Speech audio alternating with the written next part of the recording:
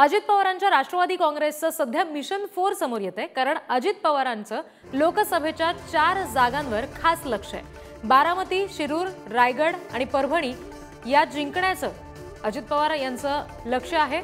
बारामतीमध्ये सुनेत्रा पवार, रायगडमध्ये आदिती तटकरे यांची उमेदवारी निश्चित झाल्याची चर्चा आहे। परभणीमध्ये राजेश विटेकर तर शिरूरमध्ये शिवाजीराव आढळराव पाटील यांना उमेदवारी दिली जाऊ शकते आणि या 4 जागांसाठी अजित पवारांच्या राष्ट्रवादीकडून विशेष प्रयत्न सुरू आहेत, त्याच्यावर खास लक्ष आहे अशी माहिती कळते।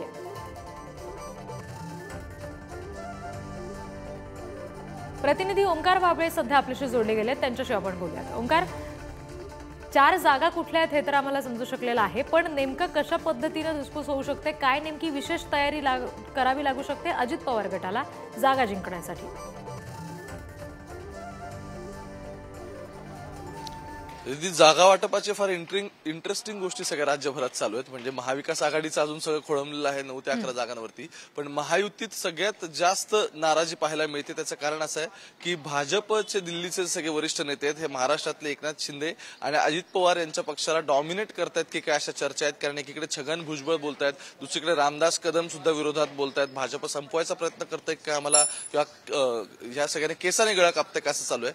अजित पवारांच्या 4 जागांचा जे आपला विषय चालू आहे, सुनील तटकरे यांनी माहिती दिली की असं काही नाहीये, आम्ही जास्त जागा लढतोय, आम्ही 4 जागा लढणार नाहीये। पण तरी सुद्धा रायगडची जागा असेल आदिती तटकरेंच्या बाबतीत किंवा परभणीची जागा विटेकरांची असेल, इकडे आढळराव पाटील जे आधी खरं तर 2 टर्म खासदार होते, त्यानंतर अमोल कोल्हेंनी त्यांचा पराभव केला, त्यानंतर आता ते आढळराव म्हणजे एकेकाळी त्यांचं आणि दिलीप वळसे पाटलांचं त्या ठिकाणी शिरूर तालुक्यात वैर मानलं जायचं, पण किंवा मोहिते पाटील सुद्धा आमदार तिथे, त्यांचं आणि आढळरावांचं कधी जमत नव्हतं। पण अखेर आता अजित पवारांसोबत येण्याची तयारी त्यांनी दाखवली, कारण निवडणुकीला तिकीट पाहिजे, कोणतरी बॅनर डोक्यावरती पाहिजे, अपक्ष लढता येणार नाही आणि अमोल कोल्हेंना जर फाईट द्यायची असेल तर अजित पवार हा तिथला सगळ्यात बेटर ऑप्शन असू शकतो।